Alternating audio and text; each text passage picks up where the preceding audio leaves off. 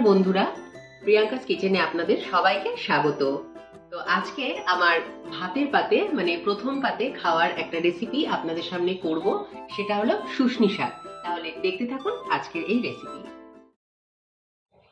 শুষ্নি শাকের শুধু পাতাগুলো নেব, ডাঁটিগুলো কিন্তু নেব না, শুধু পাতাগুলো নিতে হবে এইভাবে।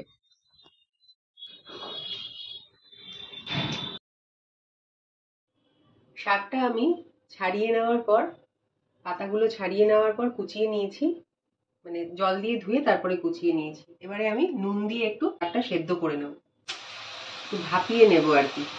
একটু নুন দিয়ে দিচ্ছি, এবারে আমি ঢাকা দিয়ে দেবো। ঢাকাটা তুলে নিচ্ছি। তো দেখুন আমার শাকটা ভাপানো হয়ে গেছে। এবার আমি গ্যাসের ফ্লেমটাকে বন্ধ করে দিচ্ছি।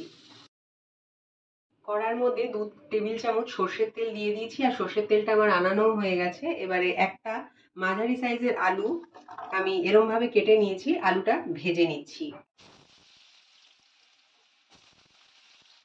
দিয়ে দিচ্ছি একটু নুন আর একটু হলুদ দিয়ে দিচ্ছি।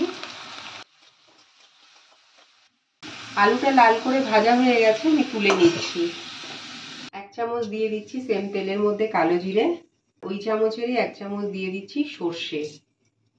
যে কোনো শাকে সর্ষে ফোড়নটা আমার খুব ভালো লাগে, সবাই হয়তো দেয় না কিন্তু আমি দিই, তাই দিলাম। 2 শুকনো লঙ্কা দিচ্ছি, 2 কোয়া রসুন নিয়েছি, সেটা এরকম কুচিয়ে নিয়েছি, সেটা দিয়ে দিচ্ছি। এবার দিয়ে দিচ্ছি একটা মাঝারি সাইজের পেঁয়াজ কুচো করা।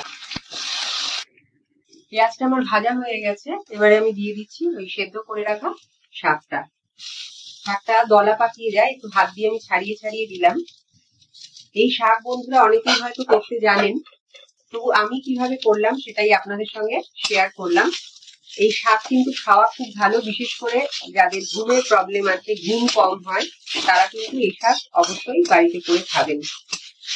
আর যারা নিরামিষ খেতে চান তারা পেঁয়াজ রসুনটা স্কিপ করবেন।